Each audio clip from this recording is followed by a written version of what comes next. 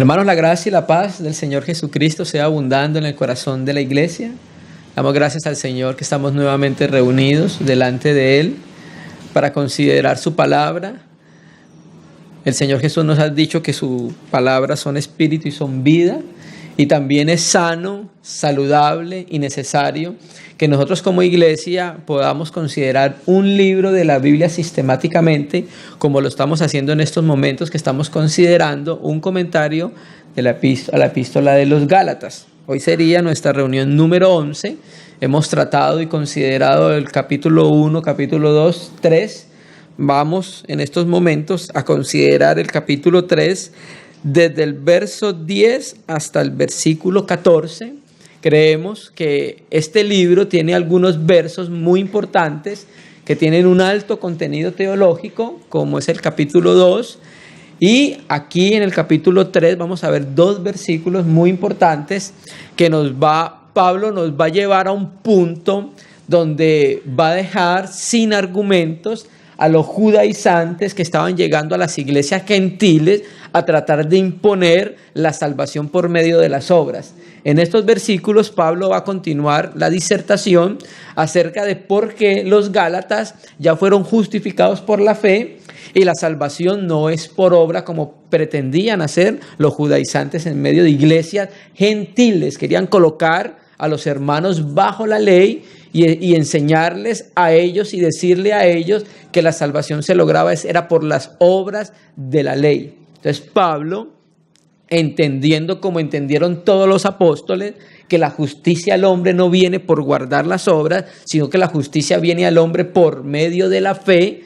Entonces Pablo, Pedro y todos los apóstoles, así como lo entendieron, Pablo lo vuelve a enseñar. Le vuelve nuevamente a mostrar a los Gálatas, que eran varias iglesias, porque esta es una epístola circular que iba a rotar en medio de las iglesias establecidas por los apóstoles, donde por medio de la carta le iba a recordar lo que ya los Gálatas habían experimentado y conocido por medio de la predicación del Evangelio y por la experiencia propia en el Espíritu Santo en su interior. Recuerde que el capítulo 3 ya Pablo empieza a introducirnos algo que en los capítulos 1 y 2 no lo había hecho, y es la obra del Espíritu Santo. Y empieza a hablarnos de la obra del Espíritu Santo y lo relaciona con el creer de Abraham por medio de la fe, y luego le hace una pregunta a ellos: ¿ustedes recibieron el Espíritu Santo por las obras de la ley o por el oír con fe? Naturalmente que la respuesta va a ser un sí. Recibimos el Espíritu Santo por medio del oír con fe. De la misma manera, Abraham por el oír con fe fue justificado delante del Señor. Entonces empieza a hacer esa comparación y nos introduce el Espíritu Santo en el capítulo 3. Va a ser muy importante. ¿Por qué? Porque por medio del Espíritu Santo, a través de la obra de Jesucristo en la cruz, se va a dar un cumplimiento a la promesa que se le hizo a Abraham hace aproximadamente unos 3.500 años. ¿Sí? Entonces vamos a leer primero la perícopa del día de hoy y luego consideramos algunos aspectos. Vamos a leer desde el versículo 6. En la reunión anterior consideramos hasta el versículo 9. Leamos nuevamente desde el 6. Así Abraham creyó a Dios y le fue contado por justicia. Sabed por tanto que los que son de fe, estos son hijos de Abraham. Y la Escritura, previendo que Dios había de justificar por la fe a los gentiles, dio de antemano la buena nueva a Abraham diciendo: en ti serán benditas todas las naciones de la tierra. Hoy vamos a mirar entonces por los versos que nos corresponden cómo van a ser benditas en Abraham las naciones de la tierra. De modo que los que son de la fe son bendecidos con el creyente Abraham. Por tanto, todos los que dependen de las obras de la ley están bajo maldición. Pues escrito está: maldito todo aquel que no permaneciere en todas las cosas escritas en el libro de la ley. Y que por la ley ninguno se justifica para con Dios. Es evidente, porque el justo por la fe vivirá. Y la ley no es de fe, sino que dice: el que hiciere estas cosas vivirá por ellas. Cristo nos redimió de la maldición de la ley, hecho por nosotros maldición, porque está escrito: maldito todo es el que colgado en un madero. Para que la bendición de Cristo Jesús para que en Cristo Jesús la bendición de Abraham alcanzase a los gentiles, a fin de que por la fe recibiésemos el Espíritu, la promesa del Espíritu. Vamos a estar considerando nuevamente algunos aspectos del interlineal de Francisco de la Cueva, donde vamos a ver que en el interlineal griego vamos a ver unos cambios, es solamente en las oraciones, porque la traducción de Reina y Valera es muy semejante al interlineal de Francisco de la Cueva. Entonces vamos a considerar hoy varios aspectos: los efectos de la ley, la redención en la cruz de nuestro Señor Jesucristo y la promesa del Espíritu Santo. Todo esto lo vamos a considerar en estos 4 versículos que vamos a tratar en el día de hoy. Ya Pablo entonces nos había dicho en los versos anteriores que Abraham había sido declarado justo por medio de la fe. Sobre ese fundamento, ahora Pablo va a mostrarle a los Gálatas con este versículo qué pasa cuando una persona, judío o gentil, depende de las obras de la ley para tratar de ser justificada delante del Señor. Ya nos explicó que la justificación ocurría por medio de la fe, ¿sí? Ahora nos va a decir qué pasa cuando las personas de nacionalidad gentil o judía tratan de establecer la justicia por medio de la ley, ¿sí? Entonces vamos a leer el versículo 10. Entonces, esta argumentación que va a hacer Pablo, la argumentación paulina, va a descansar en 2 aspectos de la economía del Antiguo Testamento. La primera es la promesa que Dios le hace a Abraham, o el pacto con Abraham, y que tiene que ver con la bendición a las naciones por medio de su descendencia. Y la segunda está relacionada con la dispensación o la introducción de la ley con algunos propósitos concretos, como cuáles: la manifestación del pecado, la imposibilidad del pecador para, por sus propias fuerzas, satisfacer las demandas de la justicia de Dios. Entonces Pablo acá entra en una nueva argumentación y nos va a hablar a nosotros de los efectos de tratar de vivir bajo las obras de la ley para tratar de ser justificado por medio de ellas. Leamos el versículo 10. Dice Pablo por el Espíritu: porque todos los que dependen de las obras de la ley están bajo maldición, pues escrito está: maldito todo el que no permaneciere en todas las cosas escritas en el libro de la ley. Donde dice porque todos los que dependen, la palabra griega también puede ser traducida porque todos los que son. Así traduce Francisco de la Cueva en el versículo 10 y Samuel Pérez Millos en su interlineal. Entonces aquí lo que está haciendo, lo primero que hace Pablo es que está contrastando con este versículo los versículos anteriores en los cuales se enfatizó la fe de los creyentes como medio de justificación delante de nuestro Señor. Entonces empieza diciendo, hablando acerca de los que confían en la ley o en la ejecución de la ley o en el guardar las obras de la ley para ser aprobado delante de Dios. Entonces mira qué es lo que hace el apóstol Pablo por el Espíritu. Empieza a atacar la doctrina de los judaizantes que estaban diciendo que la justificación o la salvación era por medio de las obras de la ley. Pablo les refuta diciéndole, los que dependen, los que son, los que tratan de ser justificados por las obras de la ley, dice que están bajo maldición. Ese es el primer aspecto que nos presenta de ese versículo. Entonces, ¿qué es depender de las obras de la ley? Es intentar la vía de justificación en base a las obras de la ley o en base a las obras de los hombres. Las dos posiciones son contrapuestas y son antagónicas. Por un lado está la bendición para el que cree como creyó Abraham, que fue bendecido, y por otro lado está la actuación del hombre que pretende alcanzar la justicia de Dios por medio de las obras. Pablo en el libro a los Romanos las coloca en contraposición. Y no pueden estar juntas y convivir al mismo tiempo. Una excluye automáticamente a la otra. Eso lo explica Pablo muy claro en el libro de Romanos capítulo 9. Entonces, lo primero que podemos ver nosotros acá, en este aspecto, en este primer versículo que estamos leyendo, es que los que viven por las obras de la ley como medio para justificación, ¿qué dice ahí el texto claramente? Están bajo maldición. Están bajo maldición. Y ya Pablo va a apelar a la misma escritura para explicar por qué los que dependen de las obras de la ley están bajo maldición. Es un asunto serio. El tratar de justificarse por la ley, menospreciando el sacrificio y la obra de nuestro Señor Jesucristo. ¿Sí? Entonces, primero leímos ya de que esa es la condición de las personas que quieren vivir por la ley, que están bajo maldición. ¿Por qué? Y es lo que va a hacer Pablo entonces ahora.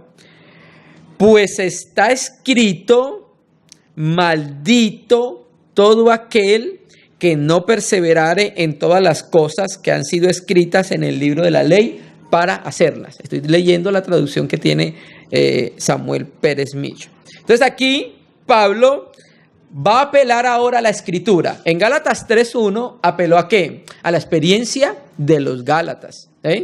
Ahora va a apelar a la escritura para mostrarle a ellos, a los Gálatas y a todos los enemigos de la fe y enemigos de Cristo, que la misma escritura ya enseñaba en la ley que aquel que ofendiera la ley en un punto se hacía transgresor de toda la ley. O sea, esto Pablo va a hacerlo desde la Biblia, va a hacerlo desde el Antiguo Testamento, porque los detractores de Pablo decían que él no creía lo que decía la Biblia, ¿sí? O sea, el Antiguo Testamento, la Tanaj. Cuando Pablo, recuerdo que en algún momento de Hechos de los Apóstoles, él se levanta y da testimonio de su conversión y él dice que no ha dicho nada diferente de lo que dijeron los profetas en el Antiguo Testamento, en la ley y en los profetas. Entonces Pablo apela en esta última parte que ya leímos: maldito todo aquel que no permaneciera en todas las cosas escritas en el libro de la ley para hacerla. Esta cita Pablo la toma de Deuteronomio 27:26, aunque Pablo se ve que está citando, como siempre, la Septuaginta, o está citando un texto hebreo que no es el texto Masoreta, que creemos nosotros que podía ser el texto de Qumran. Vamos a leer Deuteronomio 27:26. Vamos a leerlo de la Biblia textual. Deuteronomio 27:26. Entonces, mire cómo Pablo va a apelar ahora a la misma escritura para mostrarle a ellos el error de los judaizantes al tratar de colocarlos a vivir y ser declarados justos y buscar la aprobación de Dios por medio de las obras de la ley. Maldito todo aquel que no perseverara en las palabras de esta ley para cumplirlas. Y todo el pueblo dirá amén. William Hendriksen, en su comentario al libro de Gálatas, tiene esta traducción de la 70, de la Septuaginta. Maldito es todo hombre que no continúa en todas las palabras de esta ley para hacerla. ¿Cuál es el contexto? El contexto es que Israel está 6 tribus en el monte Gerizim, 6 tribus en el monte Ebal, en Deuteronomio 27. En el monte Ebal se están pronunciando maldiciones, en el monte Ebal bendiciones y en el monte Gerizim maldiciones. Y esta es la 12ª maldición. Entonces le dice al pueblo: maldito el que no perseverar en las cosas escritas en este libro de la ley. Y el pueblo, ¿qué dijo? Amén. ¿Sí me entiende? O sea que estaban de acuerdo con la propuesta de que el que no guardara las palabras de la ley iba a ser ¿qué? Anatema. ¿Sí me entiendes? Entonces, esta es la 12ª maldición que cerraba la serie de maldiciones que se pronunciaban en el monte Ebal, en la lectura de las maldiciones, junto con las bendiciones que se promulgaron en el monte de Gerizim. Este pasaje que acabamos de leer acá, que Pablo lo toma de Deuteronomio, describe la ceremonia de ratificación del pacto con Israel. 6 tribus estaban en Gerizim y 6 estaban en el monte Ebal, y en medio, como intermedio, estaban los levitas, ¿sí? Entonces, vamos a mirar ya aquí un aspecto bien importante, porque es el primer versículo de lo que estamos tratando, en el cual Pablo introduce abiertamente la ley, ¿sí? Porque todos los que dependen de las obras de la ley, ¿sí?, están bajo maldición. ¿Por qué? Empieza a decir ya Pablo, nos da la primera razón. Porque el que trate de vivir por ellas y ofenda a un punto, se hace transgresor y cae en la maldición de Deuteronomio 27, capítulo 16, versículo 16. Entonces, el propósito de la ley no era justificar al hombre. Ese no era el propósito de la ley. Y es ahí donde yerran los judaizantes, que tratan de establecer la justicia por la ley, porque el mismo Pablo en el libro de los Romanos dice que en medio de la ley, y en Gálatas, en medio de la ley se encontraba la justicia de Dios. No que la ley justificara, sino que en medio de los libros de la ley se encontraba la justicia testificada por Dios. Por ejemplo, Abraham fue justificado por la fe. Génesis 15. ¿Es ley o no es ley? La ley, Torá, Génesis, hace parte de la Torá. En medio de la ley, Dios estaba hablando de la justicia por la fe. ¿Entendimos? Aunque el libro de Génesis hace parte de la ley y de la Torá, en medio de ella, Dios estaba testificando acerca de la justicia por medio de la fe. No que la ley, guardando la justificara, no. En medio de la ley, Dios dice que existe una justicia por medio de la fe, de la cual fue acreedor, ¿quién? Abraham. ¿Entendimos? Entonces, el propósito de la ley no era declarar justo al hombre. La ley no podía hacer eso por el hombre mismo, que ya lo vamos a leer. Entonces, vamos a pasar al versículo 19 para mirar rápidamente el propósito de la ley, que después lo vamos a mirar rápidamente, para que entendamos entonces por qué Pablo da esta aseveración utilizando el mismo texto de la Biblia para decir que el que no se mantenga y guarde las horas del libro de la ley va a caer en un anatema. Gálatas 3:19. Entonces, ¿para qué sirve la ley? Estamos adelantando un poco. Fue añadida a causa de las transgresiones hasta que viniese la simiente a quien fue hecha la promesa, y fue ordenada por medio de ángeles en manos de un mediador en Moisés. Entonces los judaizantes estaban corrompiendo el verdadero propósito de la ley. Estaban tratando de colocar a los gálatas en que confiaran en las obras de la ley como medio de salvación. Y el versículo 24 dice que la ley es un ayo, o es un pedagogo que nos iba a llevar ¿a dónde? A Cristo, para conducir el pecador ¿a dónde? A Cristo. Y ella, la ley, fue dada como instrumento, no de justificación, sino de ¿qué? Instrumento para conocer el pecado. Ya leímos que la ley fue dada por las transgresiones hasta que viniera la simiente. Ya citamos Gálatas 3:24, que dice que la ley fue un ayo, un pedagogo para conducir los hombres a Cristo. Pero ahora vamos a leer un texto más que nos dice cuál era el propósito de la ley. Romanos 3, versículo 20, la parte B.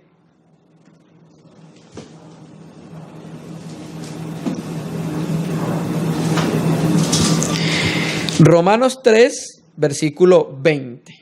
Entonces, la ley fue dada para ser un instrumento revelador del pecado en el hombre. Romanos 3:20, la parte B. Porque por medio de la ley es el conocimiento ¿de qué? Del pecado. Mire que la ley no fue dada para la justicia del hombre, para ser el hombre declarado justo. Y a esto está apelando Pablo a las escrituras para mostrarle a los gálatas y a los judaizantes que están haciendo errar a los hermanos. Entonces, ¿qué es lo que hace la ley? Revela que el hombre es pecador por medio de los mandamientos de la ley. Entonces, ¿qué es lo que hace? Muestra aquello que Dios aprueba y reprueba, pone en evidencia la incapacidad o esterilidad del hombre para cumplirla, porque ningún hombre pudo cumplirla. Eso lo dice Hechos de los Apóstoles, cuando Pedro está diciendo, hablando acerca de precisamente este tema, y Pedro dice que cómo van a colocar sobre los discípulos, los gentiles, una carga que ni nosotros ni nuestros padres hemos podido llevar. Y también lo que hace la ley es que dicta sentencia condenatoria sobre el transgresor. Maldito todo aquel que no permaneciere en las obras de la ley. Entonces la ley no fue introducida como medio de salvación, sino como instrumento de condenación al denunciar el pecado. ¿Sí? Ese es el propósito de la ley, hermano, y el pecado es común y propio a todos los hombres. El pecado es patrimonio de la humanidad, de cada uno de los hombres nacidos de mujer. ¿Sí? Pero la ley lo que hace es que nos muestra nuestra condición de pecadores ante el Señor. Y leamos otro texto para confirmar esto, Romanos 5:20. Romanos 5, versículo 20.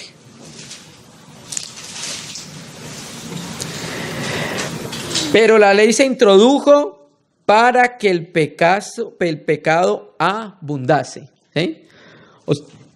O sea, el pecado no va a hacer que en mí abunde el pecado, no. Cuando se está hablando Pablo, está diciendo que es para conocer cuán pecaminosos somos nosotros, porque la ley no va a producir que el pecado abunde.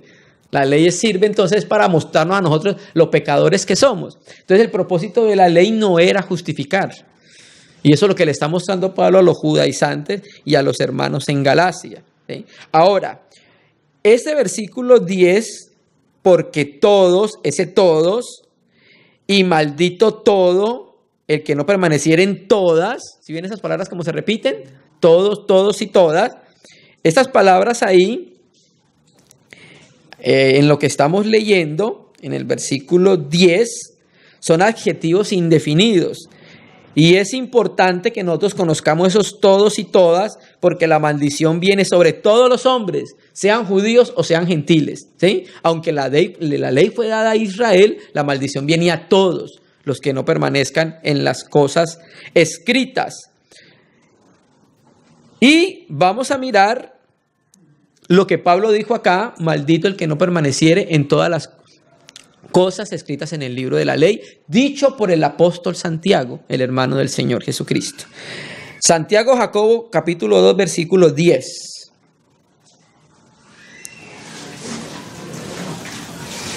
Entonces, Pablo lo que está mostrando acá es: si se deja de cumplir un solo punto de la ley, se hace transgresor de toda y por ende anatema, porque ya lo leímos en Deuteronomio 27. Santiago Jacobo 2, versículo 10. Porque cualquiera que guardare toda la ley, pero ofendiere en un punto, se hace ¿qué? Culpable de todos. Y a eso Pablo le llamó en el versículo 10 que acabamos de leer, tomando Deuteronomio 27, maldito. Anatema. ¿Me entiendes? Entonces la ley no era para justificar al hombre. La ley no era para declarar al justo al hombre. La ley no era un medio de salvación al hombre. En la ley daba dictada la justicia por medio de la fe, pero no era el propósito de la ley. ¿Sí? Ningún hombre ha podido cumplir la ley porque la ley es de carácter espiritual. Se necesitaba un hombre espiritual para cumplir la ley y no había ningún hombre espiritual sobre la tierra. Hasta que vino el Hijo de Dios, hombre espiritual, Dios hombre, y cumple lo que ningún hombre puede hacer, la ley, para darle forma perfecta. ¿Listo?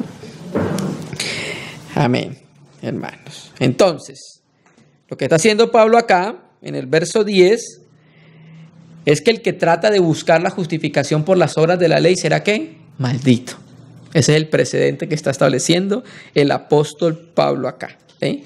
Y esa argumentación va a seguir en los versículos 11 y 12, donde nos muestra que en ningún caso nadie puede justificarse por las obras de la ley. Veamos entonces el versículo 11. Versículo 11. Y que por la ley ninguno se justifica para con Dios, es evidente, porque el justo por la fe vivirá. Francisco La Cueva traduce así, 11. Y que por la ley nadie es justificado para con Dios es evidente, pues el justo por la fe vivirá. ¿Sí?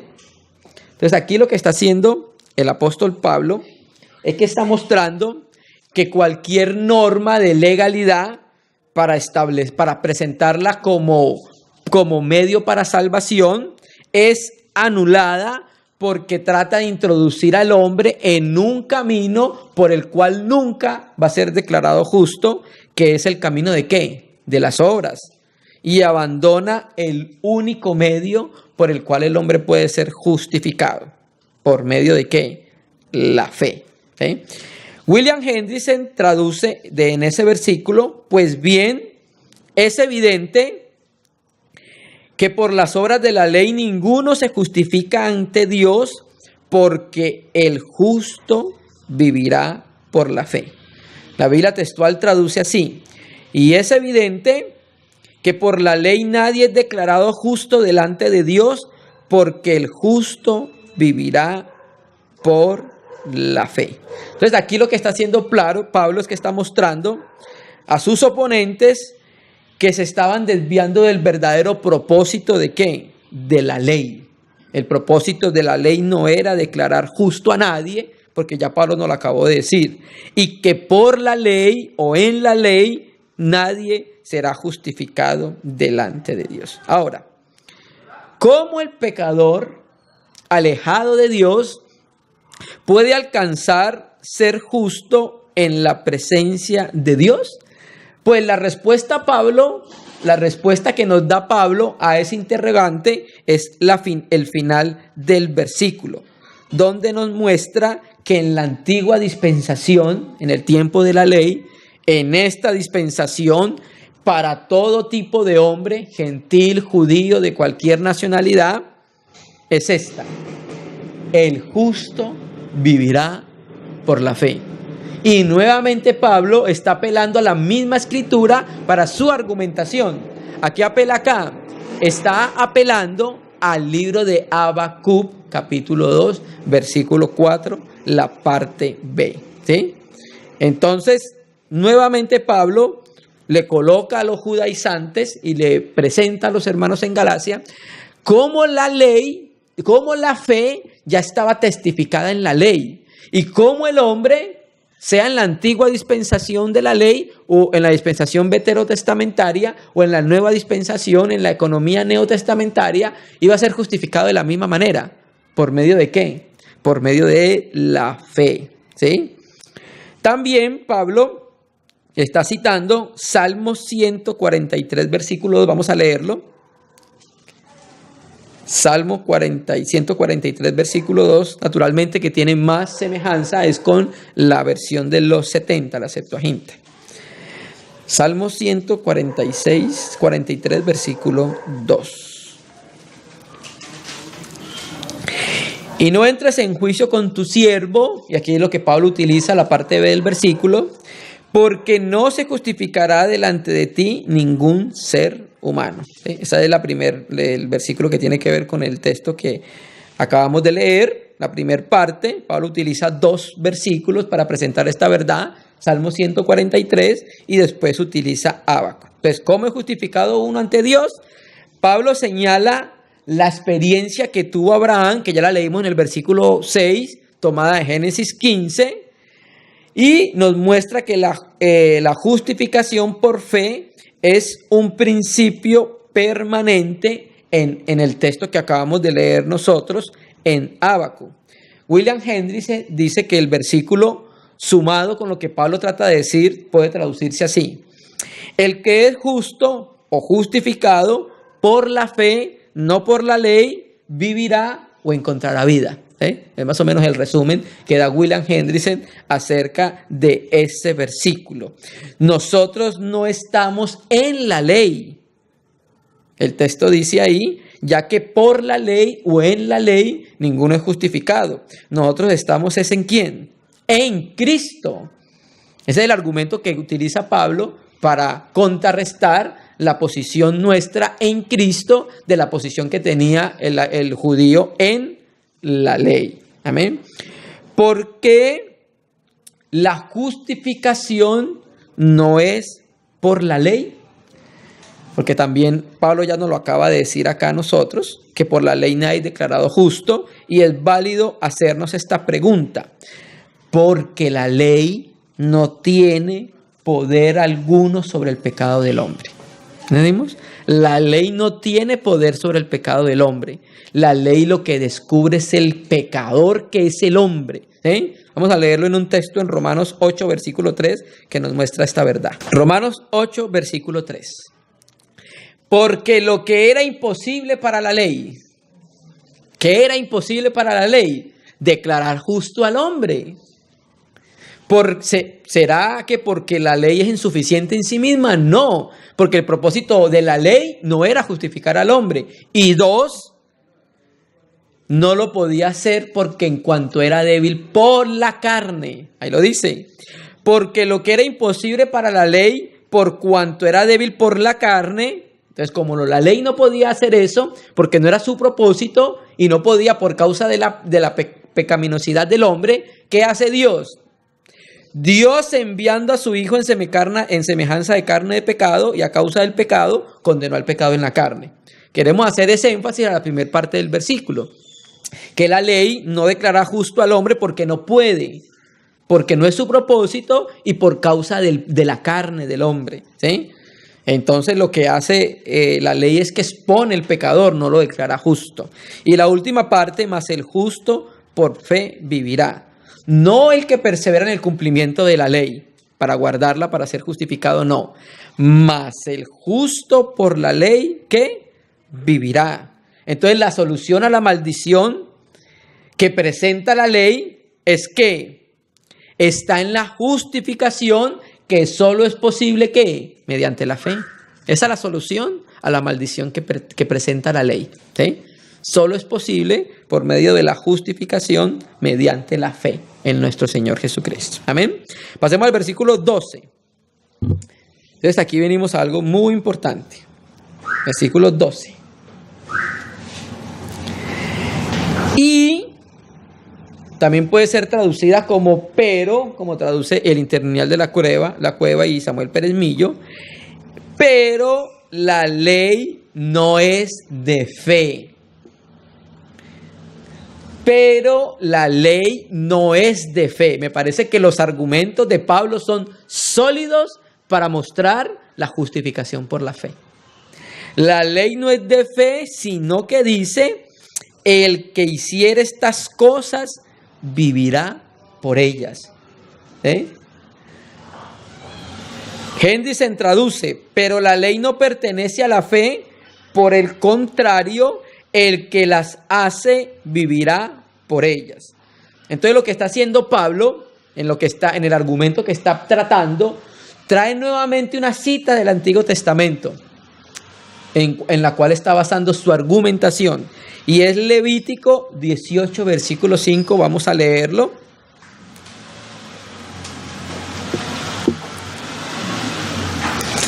Entonces con este versículo le asesta un golpe fulminante a aquellos que esperaban ser justificados por haber observado y guardado los estatutos y ordenanzas de la ley.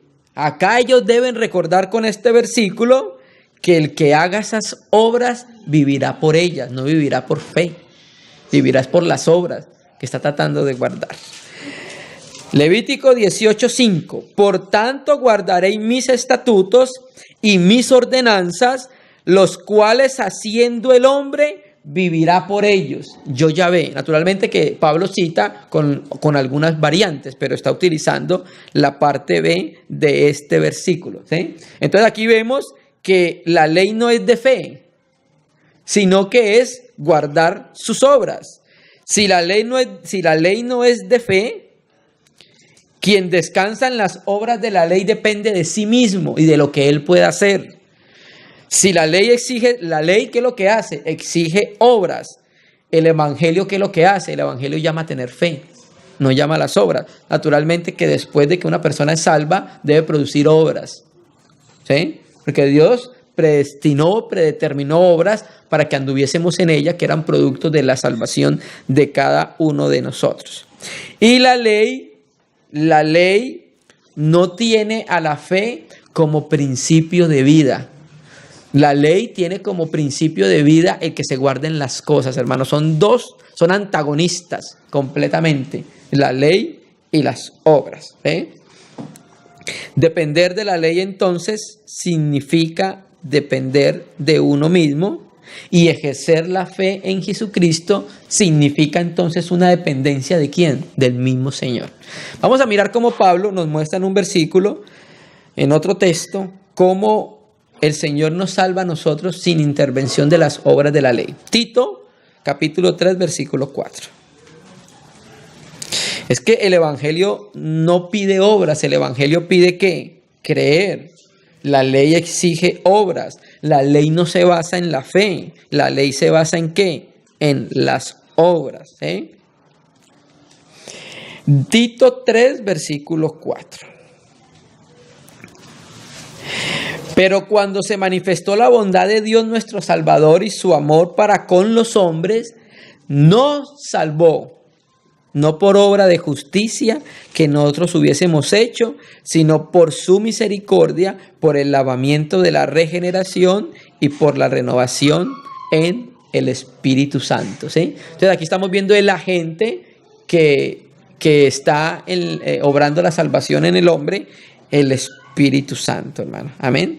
Entonces, en tanto que la ley no es de fe y la justificación es solo de fe, la justificación no puede venir por medio de la ley.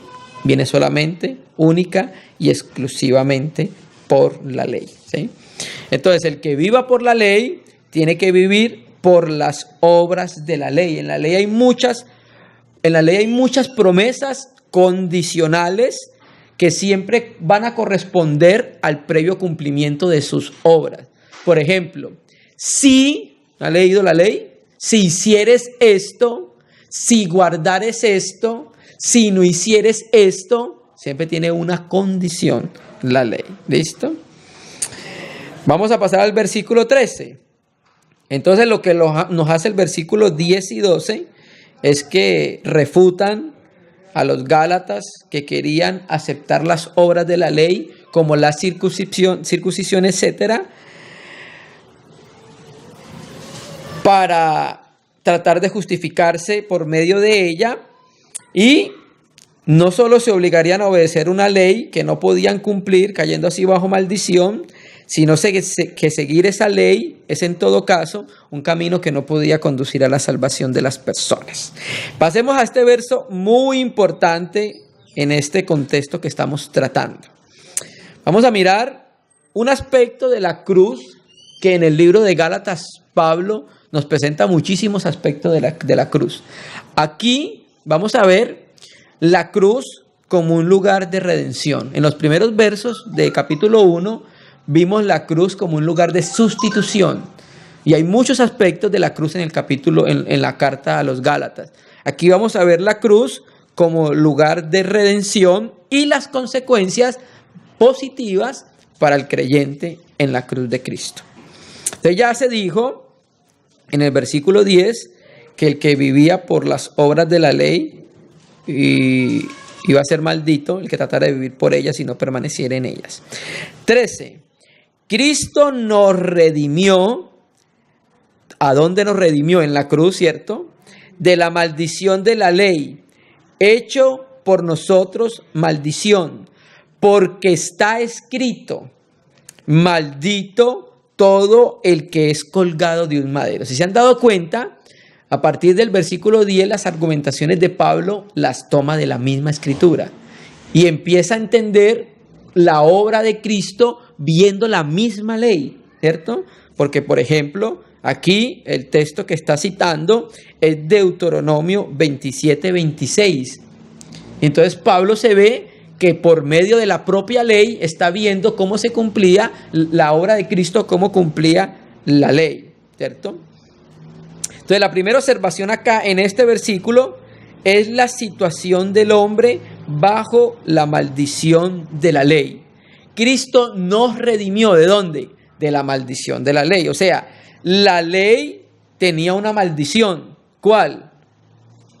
La maldición pronunciada sobre la transgresión de la ley en Deuteronomio 27-26, que ya citamos, que fue citada también en el versículo 10, ¿cierto? Entonces, ¿cuál es la maldición? El que no se mantuviera en todas las cosas escritas de la ley. Entonces, había una maldición para todo hombre que no permaneciera en esas obras, ¿cierto?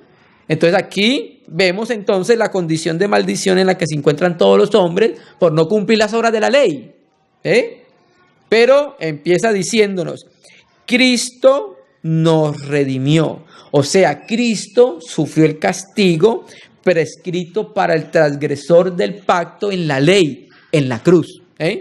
Había un castigo para el que transgrediera el pacto, había una carga que pesaba sobre esas personas que no guardaban la ley, pero Cristo nos redimió llevando sobre sus hombros la maldición de la ley. Ahora, Pablo también cita otro texto muy parecido que es Deuteronomio 21-22, vamos a leerlo. Hace un juego de palabras y suma de palabras, de versos, entre Deuteronomio 27-26 y Deuteronomio 21-22. Deuteronomio 21-22. Si alguno hubiere cometido algún crimen digno de muerte, y lo hicieres morir, y lo colgares en un madero, no dejaréis que su cuerpo pase la noche sobre el madero sin falta, lo enterraréis en el mismo día.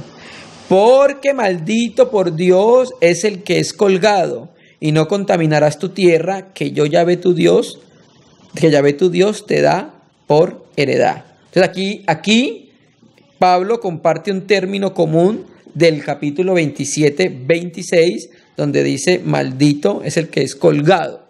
Ahora, Pablo en su argumentación, cuando está citando en Gálatas 3, versículo 13, maldito todo el que es colgado en un madero, y no dice maldito por Dios, para que se entendiese de que Cristo no hubiese sido maldecido por Dios. Por eso Pablo no cita esta palabra.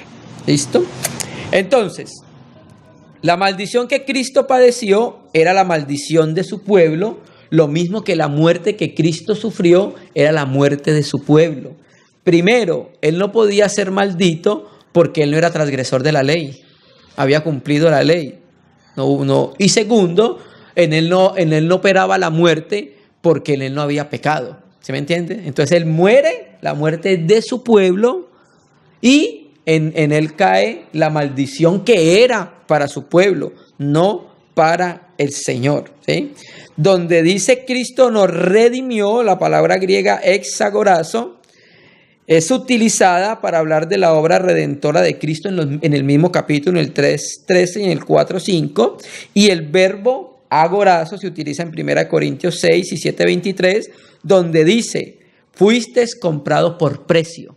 Comprados, nuevamente es agorazo, aunque el texto no termina diciéndolo, los corintios entendían por qué precio fueron comprados, precio de sangre, ¿cierto?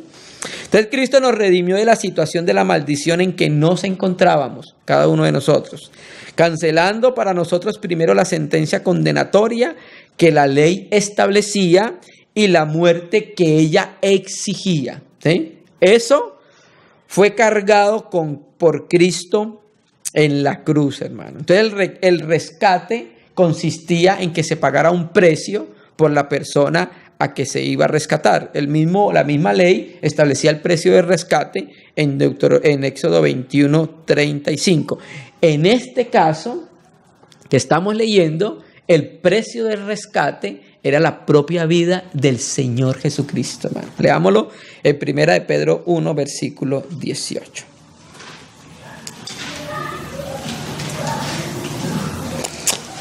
Primera de Pedro 1, versículo 18.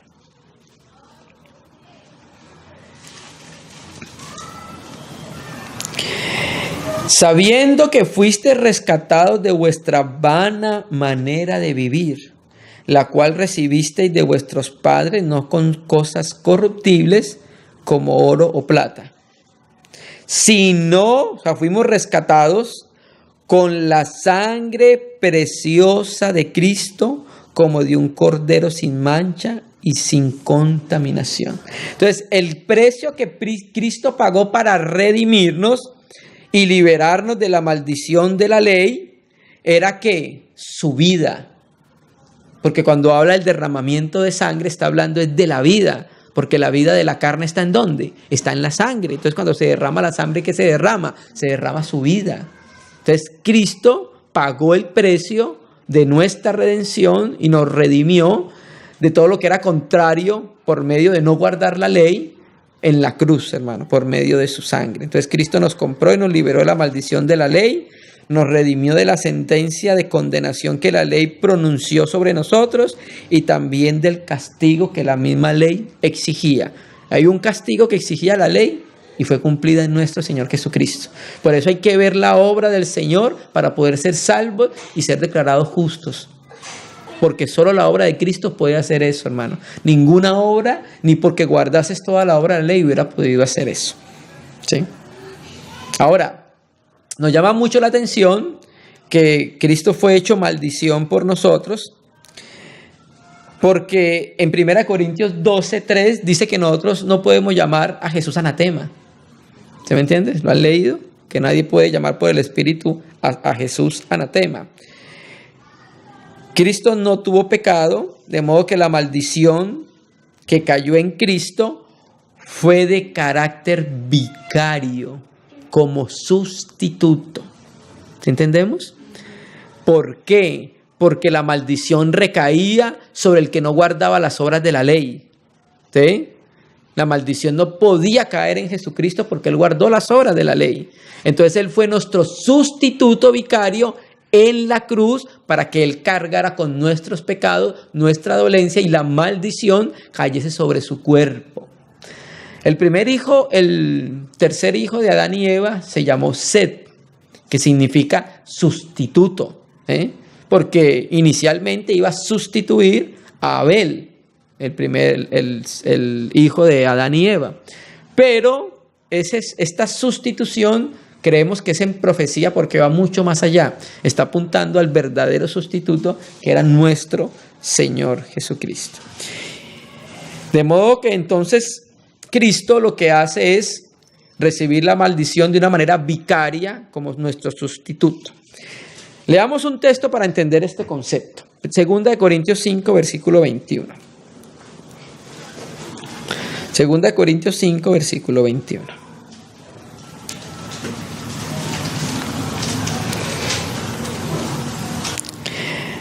Amén, hermano. 2 Corintios 5, versículo 21.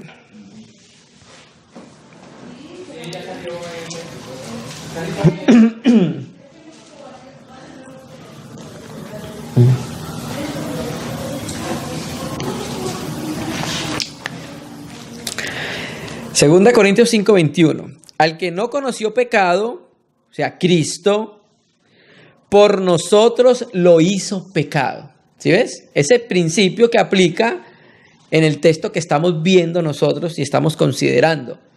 Cristo fue hecho maldición, pero no porque Él haya ofendido la ley.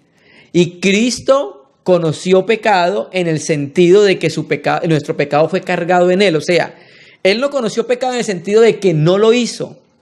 Nunca hizo pecado ni se halló pecado en su boca. Pero Dios cargó el pecado de la humanidad en el cuerpo del madero, en el cuerpo de nuestro Señor Jesucristo, para que nosotros fuésemos hechos justicia de Dios en Él. Entonces, Él es hecho por nosotros maldición.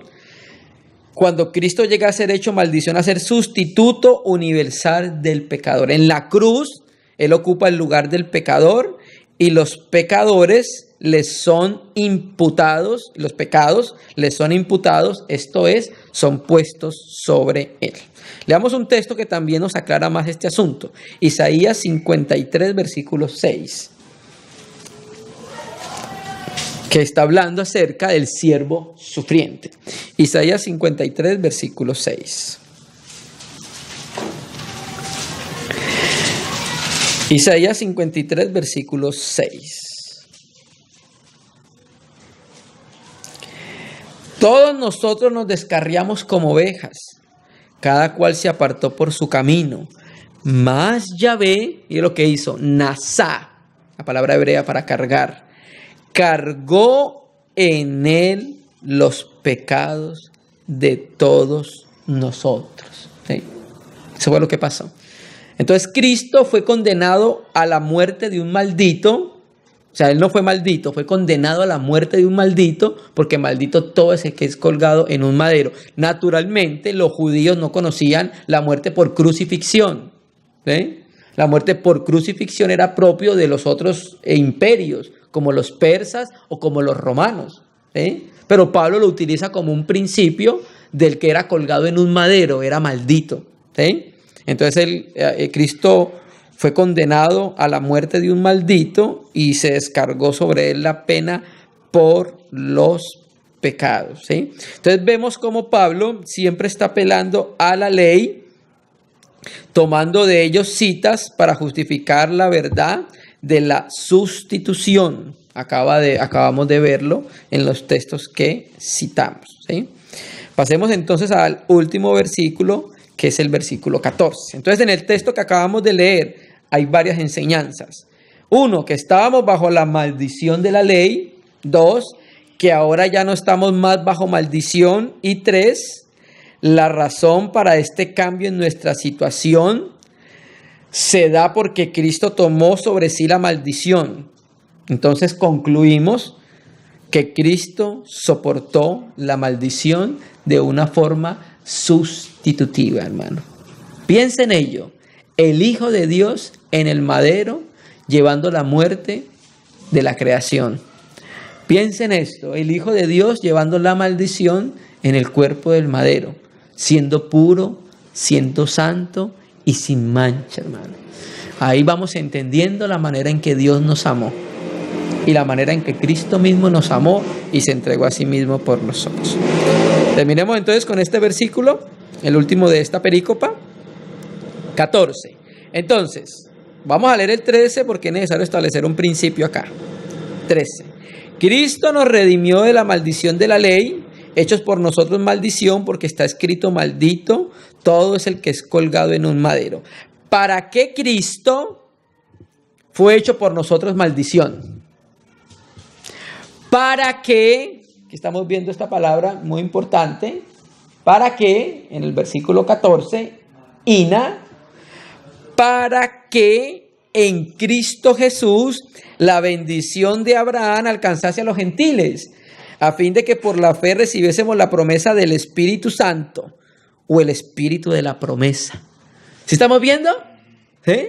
Miren los muchos aspectos por los cuales Cristo se iba a encarnar, para deshacer las obras del diablo, para redimirnos, pero también para que se diese un cumplimiento a la promesa hecha a Abraham. Era de esa manera que se iba a cumplir la promesa que Dios le hizo a Abraham: en tu simiente serán benditas las naciones de la tierra. Entonces, era necesario que la simiente, que es Cristo, se encarnara y después muriera por nosotros, para que al morir, resucitar y ascender, cuando asciende, se iba a cumplir la promesa de Dios hecha a Abraham. ¿Sí? ¿Estamos entendiéndola? Leamos la Biblia textual. Para que la bendición de Abraham llegara a los gentiles por Cristo, por Jesús el Mesías, a fin, aquí estamos viendo estos dos propósitos. 1, Cristo muere en la cruz para que la bendición que se le hizo a Abraham fuera cumplida por medio de él, a fin de que por medio de la fe recibiésemos el Espíritu prometido. ¿Sí? Mire cómo traduce la Biblia textual. En la Reina Valera 60 dice el Espíritu de la promesa. Entonces, una vez que la maldición sufrida por Jesús fuera quitada de nuestros hombros, al ser puesta sobre él, ¿qué podía hacer ahora la bendición? Cabalgar libremente. Era necesario que quitara una para que estableciera la otra. ¿Sí? Y por eso entonces William Hendriksen traduce: a fin de que la bendición de Abraham pudiese llegar a los gentiles en Cristo Jesús, para que pudiésemos o pudiéramos recibir el Espíritu prometido por medio de la fe. ¿Sí? Recuerde que en Hechos de los Apóstoles y el mismo Señor Jesús les dijo a los discípulos que se quedaran en Jerusalén hasta que fuesen investidos de poder de lo alto. Y el recibimiento del Espíritu está dicho a manera de parábola o de metáfora, como el río de la gracia en Ezequiel 43 y en el Salmo 46 y en Apocalipsis 22:1. Entonces, el Espíritu cumple primeramente esa promesa a los judíos. Cuando la bendición de Abraham se cumple en ellos, cuando reciben el Espíritu Santo, pero después llega a toda la raza humana. ¿Sí? Los judíos pensaron que la bendición iba a cumplirse solamente en ellos. ¿Sí? Por eso ellos, por la circuncisión, que no era el propósito, hicieron acepción de personas, hicieron una pared de división entre judíos y gentiles.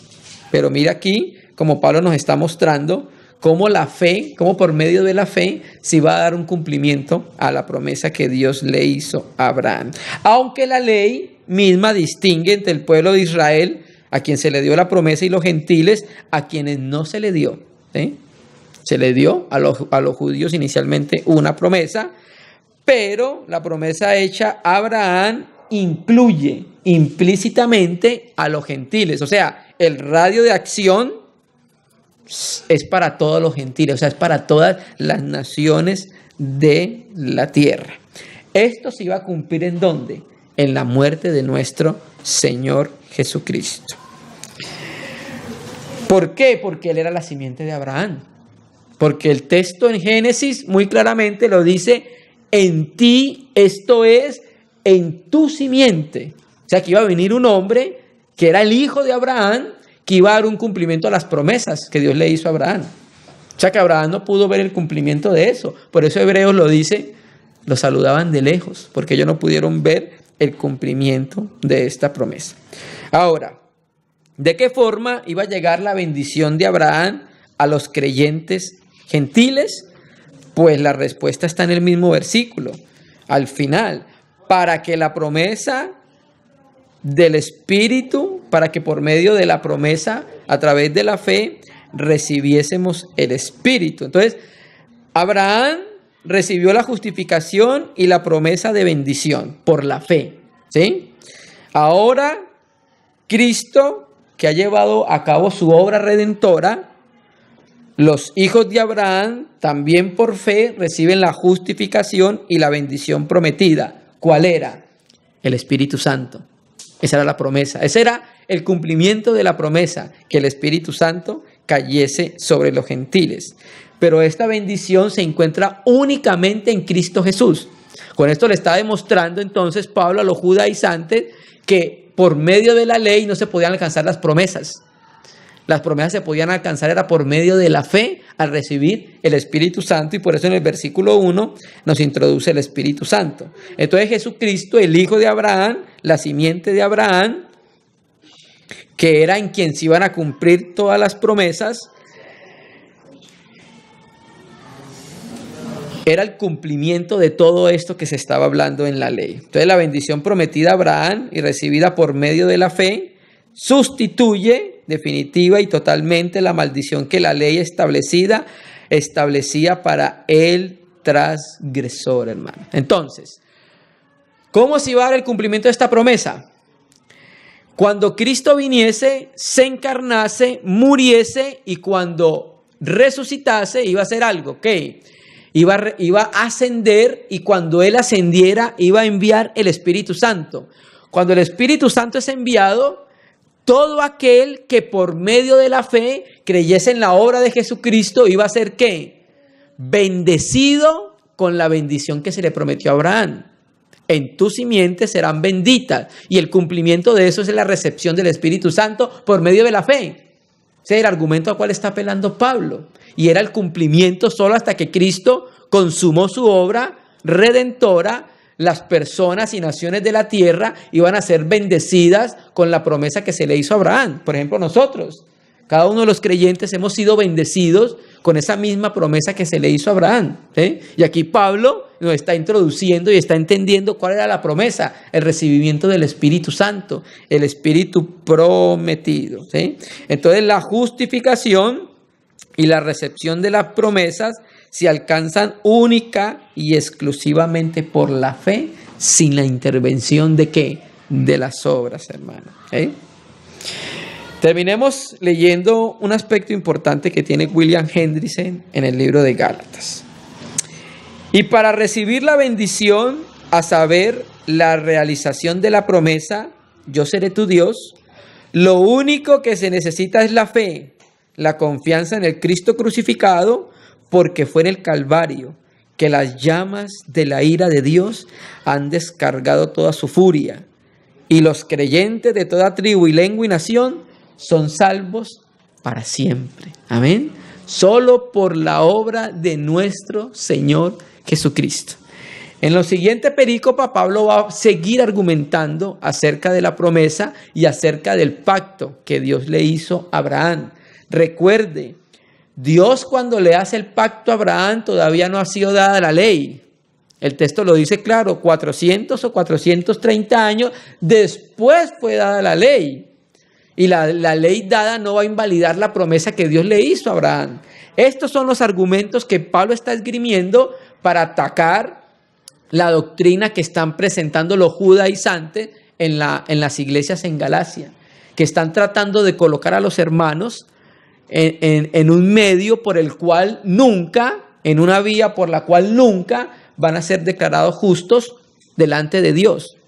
Porque ya leímos un texto claro acá en Gálatas, donde nos decía que por medio de la ley ninguno será justificado delante del Señor. Y es evidente que por la ley nadie es declarado justo delante de Dios, hermano. Amén. Entonces vamos conociendo un poco más el sentir del apóstol Pablo en escribir esta carta muy importante para que nosotros establezcamos unos fundamentos fuertes en cuanto a la justificación por medio de la fe, sin las obras de la ley y sin ningún tipo de obra, hermano. Amén. Entonces vamos a orar al Señor, a darle gracias porque pudimos compartir la palabra y pasaremos a la mutualidad. Toda gloria, honra y